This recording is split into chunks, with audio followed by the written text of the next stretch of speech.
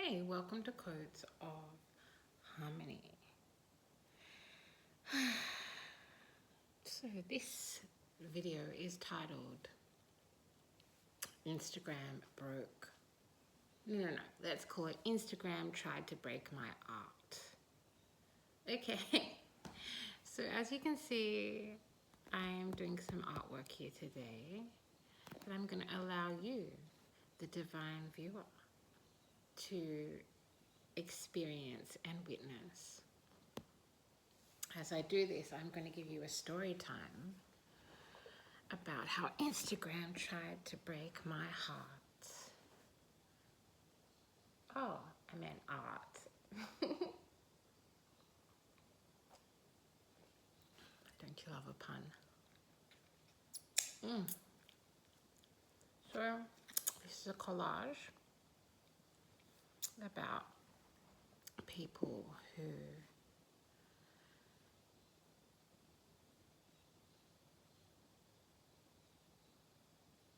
masquerade and keep secrets in the closet. Yeah? So,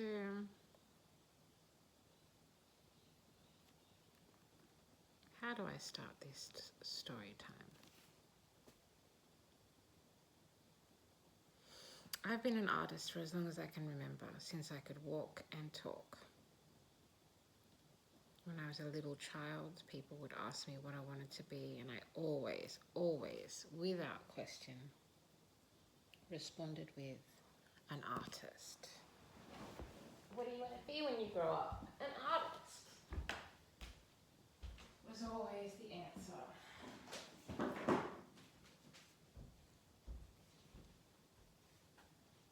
Do I need a protective candle on? Is that what's going on? Let me see.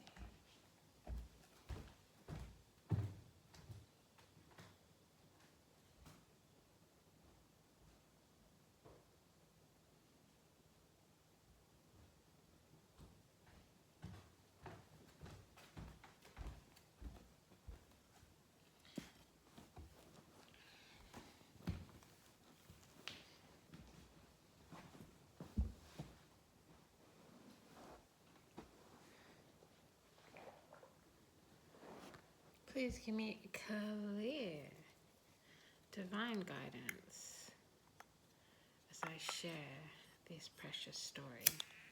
Protection for me and my family.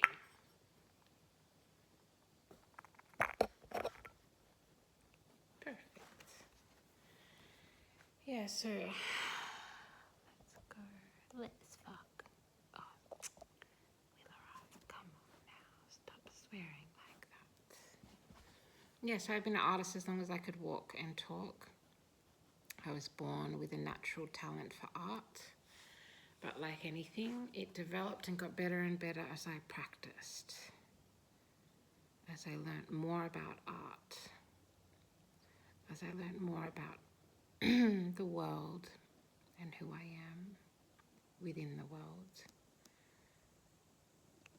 And a lot of the treatment that I experienced because of my identity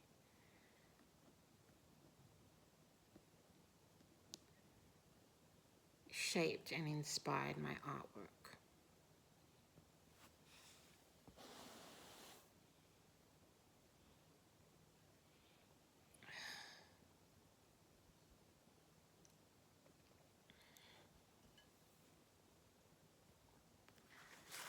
If you've been drawn to this video, there's a good chance you're an artist yourself or somebody who is interested in art.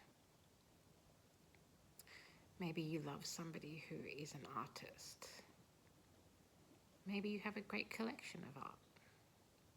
Maybe you like going to the gallery. Maybe you identify as a crafter, somebody who creates craft.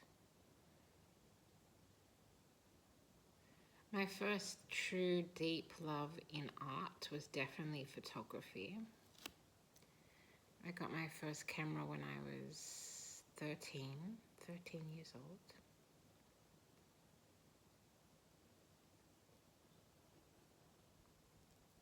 And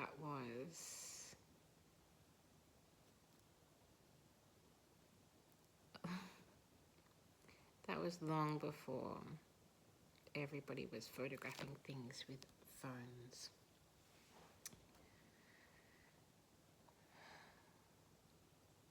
In fact, I didn't get a phone until I was 16 years old. And that was when my family insisted that I get a phone because I'm a bit adventurous.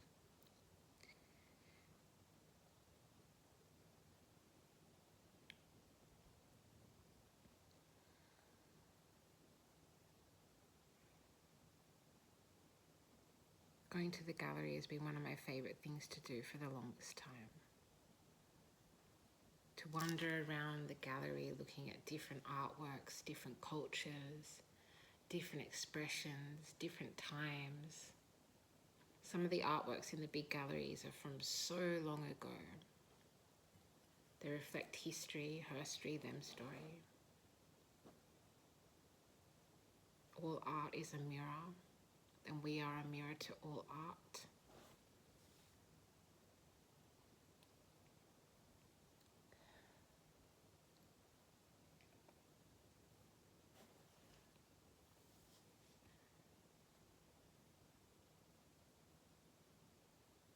I've always been able to draw, but not in the same stereotypical way. Well, that's how I feel. But all artists have certain feelings. You know, a lot of people joke that true artists are never completely happy with their work. That the artwork never fully feels finished.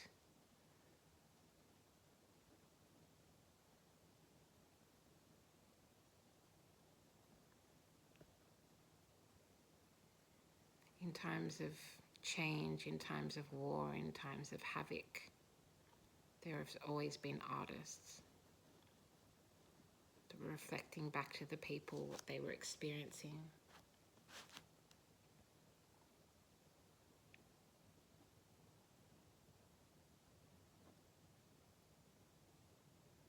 And maybe you want to hear me talk about what it's like as an artist to have lost one of my most important digits, the pointer, of course, on my right hand, as I have been raised as a right-handed artist. But that's not what I'm going to talk about today. Today I'm going to talk about how I started noticing. At some point, I started noticing the extreme devaluing of artists and artwork online.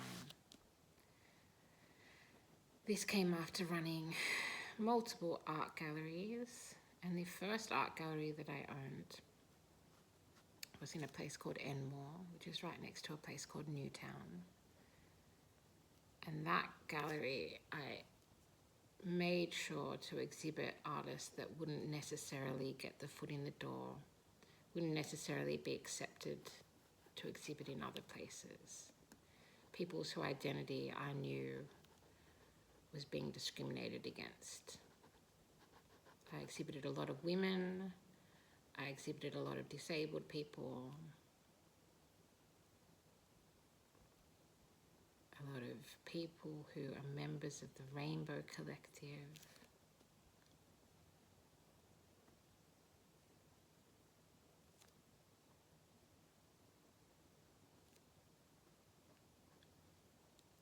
And we'd have openings in this tiny little shopfront gallery space.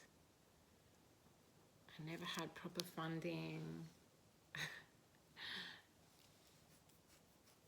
Everything was run collaboratively. So the artist who I was exhibiting, they were an intrinsic part of hanging the work. I would do that process with them and show them where to hang things on the wall. I would show them how to do things that they didn't know how to do. I would spend weeks and weeks talking to them about how they wanted their exhibition to look. And then on opening nights, we would have 100+ people coming through the doors, standing in front of the artworks, experiencing the art, talking to the artist about their work, discussing the work with other people at the exhibition.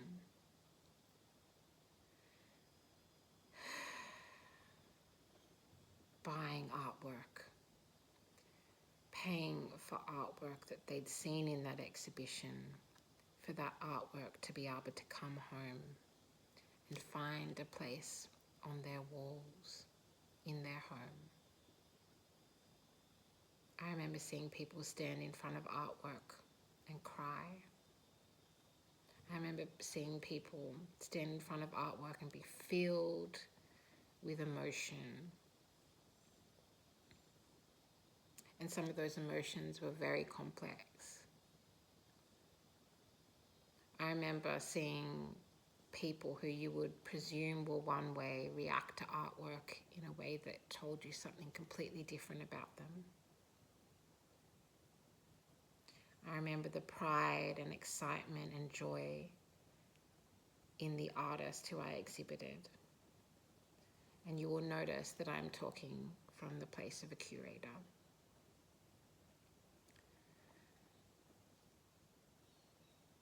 And there are times where I know that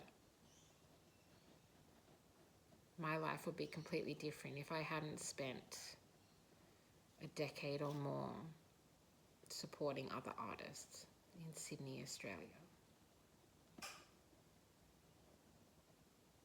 I know that if I had just focused on my own artwork and pushed my own career, that my life would be very different right now.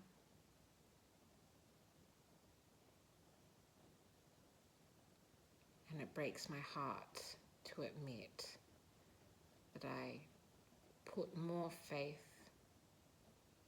trust and hope in the Sydney art community and those individual artists that I exhibited than they ended up proving themselves worthy of. But that does not mean that I regret it.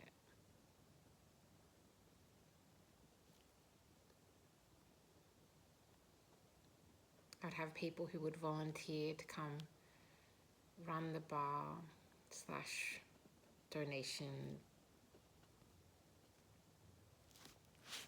who would come and help prepare the little food, snacks that we would have, who would come and help clean up the gallery just before the doors swung open.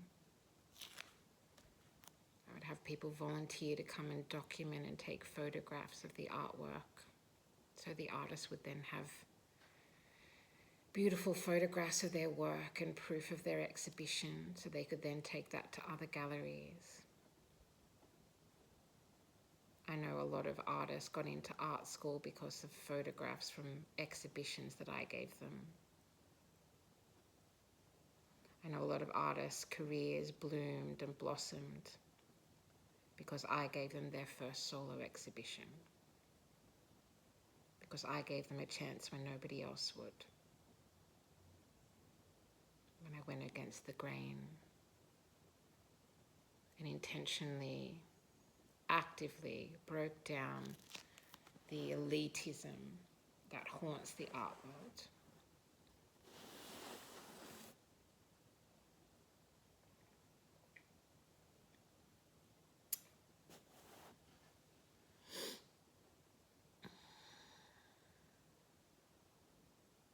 So my first gallery I ran for 4 years, just under 4 years. Part of the reason that I ended up closing the gallery was because I had established a warehouse space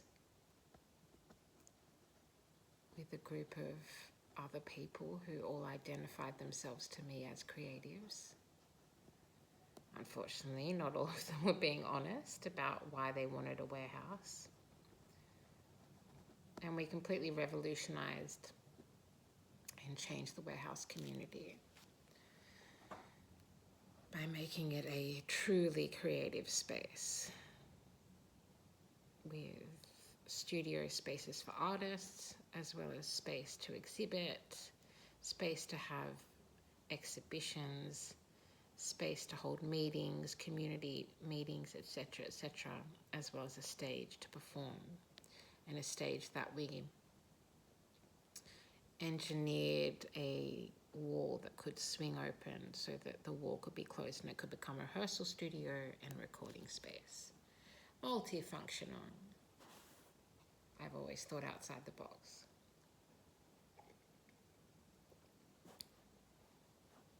But in the I would say the beginning of the third year of me running that space is when Instagram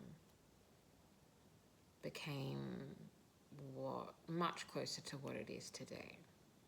So when all of a sudden everybody had Instagram, all of a sudden everybody had Facebook. The first Facebook account I ever opened, I opened specifically so that I could advertise the gallery.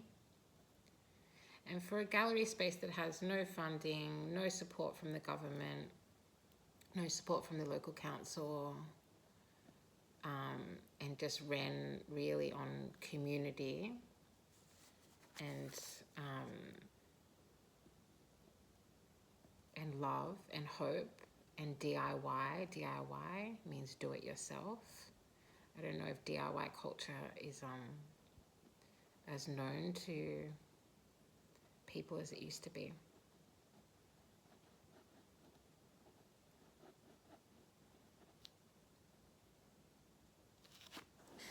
And clearing this space, just clearing this space. Thanks so much for being here. And thank you so much for everyone who is definitely going to click like, share, and subscribe. And obviously, only share for good intentions. If you want to share it for a bad intention, then wow.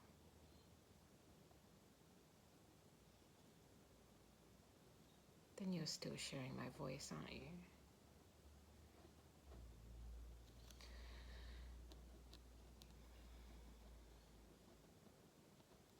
Yeah, and I just started noticing the more and more people had Instagram, the less people were coming to the openings.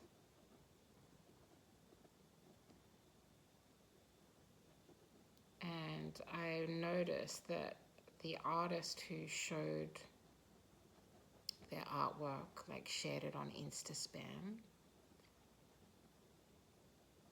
before the opening, that less people came to the show. And then I started noticing that when people photographed themselves at the gallery and put it on Instagram, it didn't have the same effect that it originally had of encouraging other people to come see the show. People just started viewing the show wholly and freely on InstaSpam and Fakebook. This meant less people volunteered to run the gallery and help the gallery function.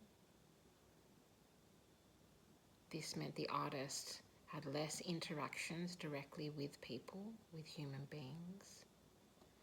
This even meant that I remember a number of people standing outside the gallery when the gallery was open, photographing and filming the show from outside in order to post it on Instagram or Fakebook.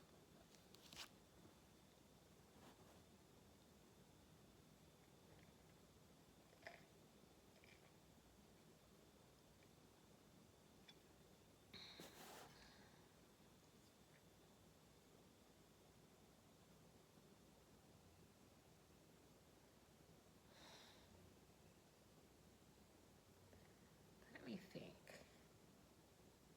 So I didn't have an Instagram account, a personal Instagram account. I didn't have an Instagram account for that entire gallery, come to think of it. Only fake book. And then it must have been during the time I was running the warehouse space,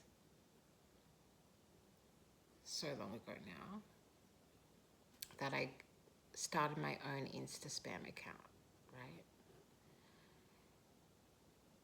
And because of what I'd seen,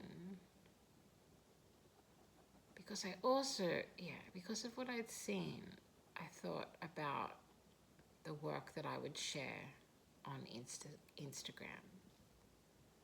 And so, of course, the first thing I did was, like many of the artists that I've seen and worked with, and you can obviously convert this to your own lived experience if you don't identify as an artist. But then I decided to put up a few photographs of works that I had created. And I noticed people complimenting it. I noticed people saying how great it was.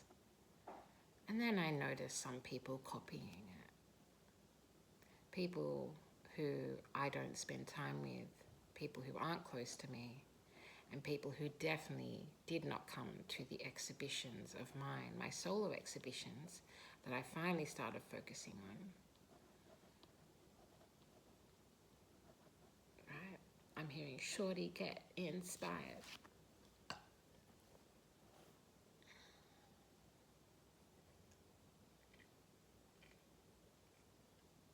think that's an ad for something. And I started getting this feeling, this creepy, weird feeling. And I just remember getting a very clear message coming to a clear decision not to share full photographs of my own artwork on Instagram. Keeping in mind that I've been an activist this entire time, so any of my feeds on any social media also had activism information, activism posts, me speaking about and talking about the injustices of the world and what I see around me, as well as what I directly experience. And then I started vocalizing about the bigotry, discrimination, and racism that I experience in the art world, particularly the Australian art world, the Australian art scene.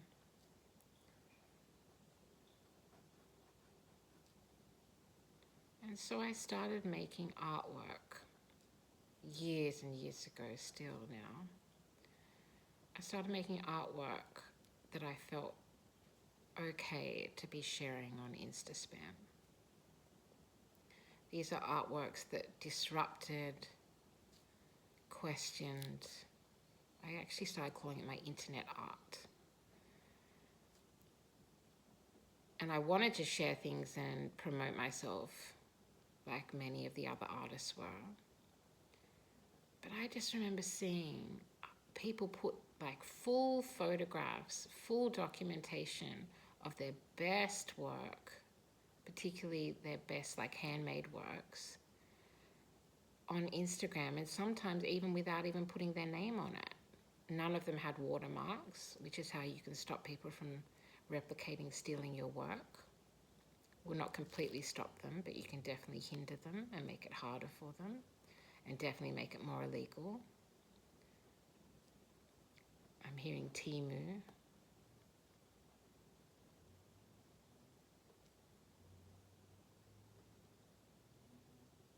And I just started seeing very, very quickly what social media was doing to the art world.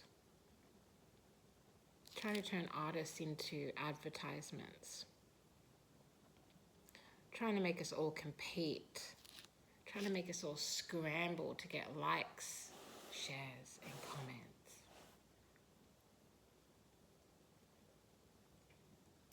And it's funny because ironically, originally, Instagram, when people told me to go on Instagram, they were trying to tell me basically that it was just all photographs and I would love it because I love photography. But that's not what it is anymore.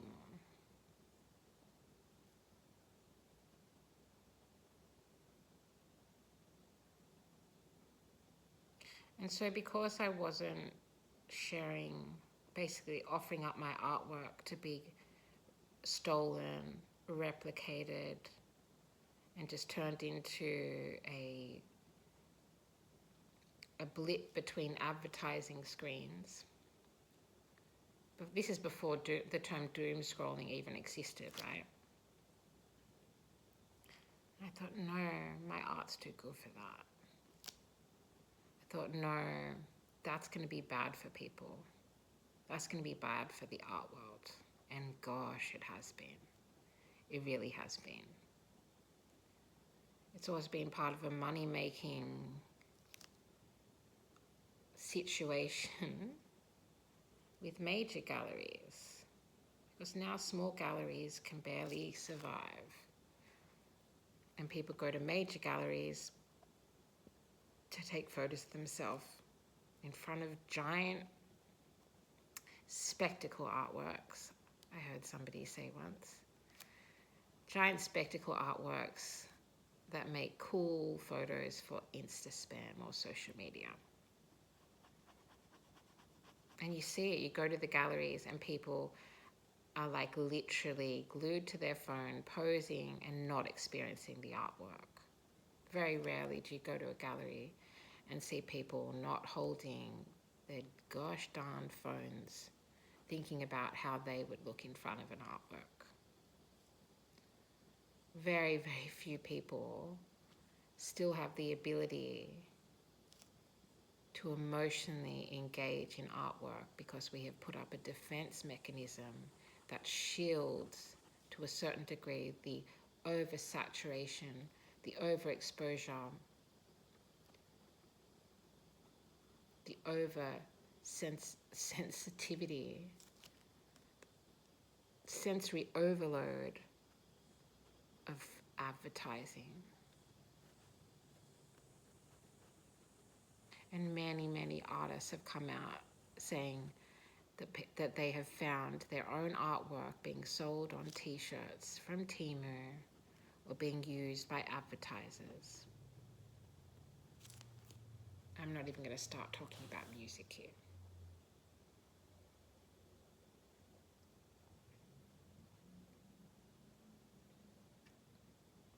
I remember one of the last exhibitions that I curated in the 4th art space that I ran.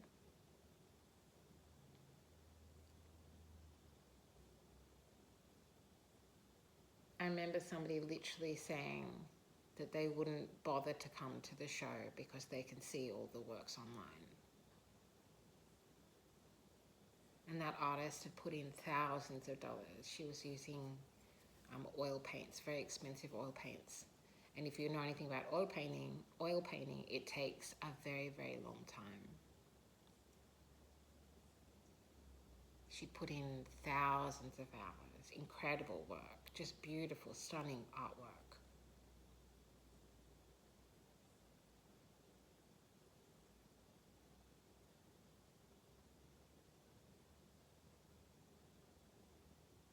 And she was an immigrant as well. I don't know if she'd identify as an immigrant or a migrant. And so that was very sad. And I feel like that's when I just really had grave concerns for the art world. And not just for my career, but for the careers of all the artists who I know and love, and all those I don't know and I don't love.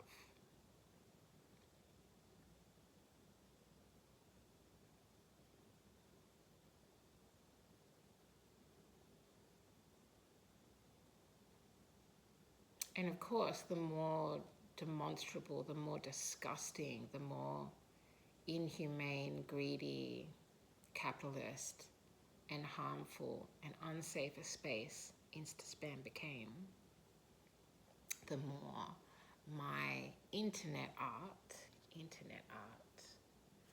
became critical of online spaces, became critical of Insta-spam, became critical of the advertising world, and became, of course, critical of the art world for allowing and supporting the devaluing of art. And that's a very, very kind way to put it, you know?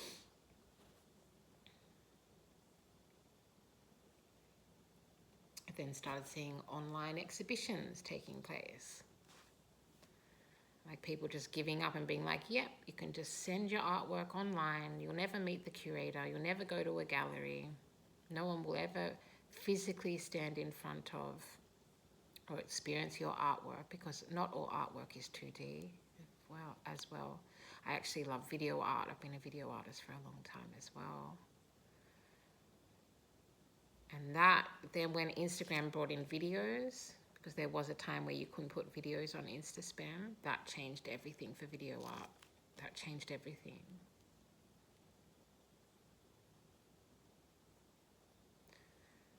And then, of course, major galleries that have 1,000+ people walk through their door every day, taking photographs to put on Instaspam.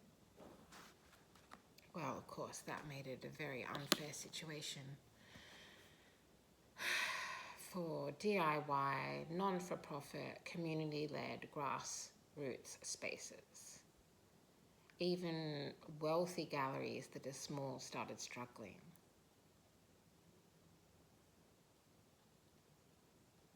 Becoming ghost towns. This town is becoming like a ghost town.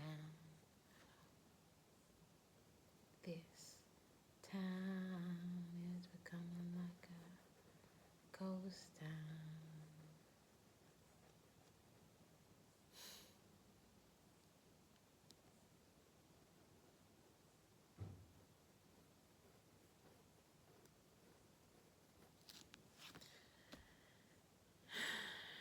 And as the snowball of the decimation of art and that incredible experience of actually experiencing art outside of social media, where everything's condensed down, turned into a product, turned into a millisecond, short form, which is part of the brain rot epidemic, right? Short, tiny videos. And it also definitely had all sorts of levels of social stuff, because of course people weren't just looking at your artwork, they were looking at your fashion, they were looking at photos of you drinking cocktails by the harbour. So then it was also very much selling yourself as well as your art, selling an image of yourself as well as your artwork. And people who knew nothing about art or didn't actually care about art could feast off the images of your life. This, of course, had dramatic impact on artists' mental health, on artists' emotional well-being, and our ability to afford to be able to actually make artwork. And I think a lot of people just gave up on being an artist. A lot of people just took on a different career, you know, because you don't get paid for people looking at your artwork on Instagram. You just don't. You don't get paid for people viewing your work on Facebook. I think Instaspam did bring in some sort of thing where you pay to get access to certain images, but that would be almost nothing, and I'm sure Instagram takes a big cut, you know. Isn't it funny, the term OnlyFans? What does that mean? Like only your fans can see this stuff? I don't know.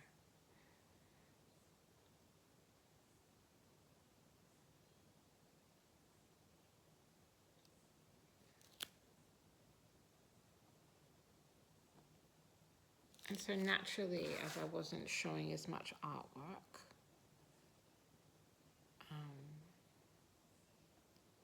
I was using online spaces to do activism more than anything. And again, I repeat that it's devastating to know how many artists I gave space to, I gave a leg up in their career, I believed in, who once this disgusting online competition of artists took place via social media, they did not return the support, is the kindest way that I can say it. Some of them just went gunning for me even harder, even though a number of them, like I said, I was the first one to ever give them an exhibition, to ever teach them how to frame a work and put it on a wall, to ever write a glowing description of their artwork that they then use to apply for other galleries and courses. And I still see some of them using the same wording to advertise themselves now. Very interesting.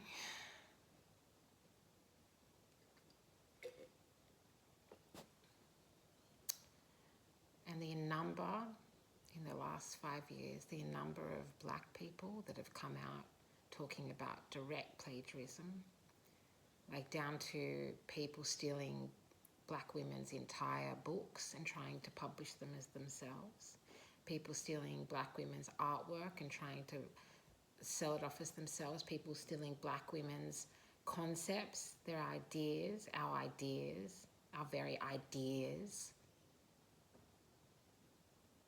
copying our words, copying our style, right?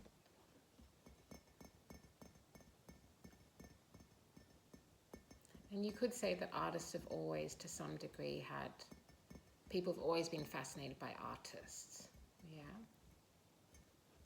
Always been intrigued and fascinated by the way an artist mind works, which is very different to other people.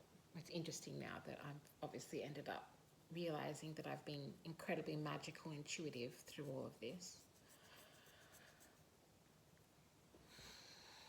But you could only ever know so much about an artist before. You know, there would be a few interviews here and there. There would be stories that would happen about the artist, but you wouldn't have a daily window into the life of an artist. And that was always part of the magic. That was always part of the mystery. That was also what part of what made it so that when you looked at an artwork, you would be, and this is an important word, everybody. Let's look at this word right now. The word is subjective. And you could appreciate the artwork. You could also have enough subjectivity and space to be able to have your own personal reaction to an artwork.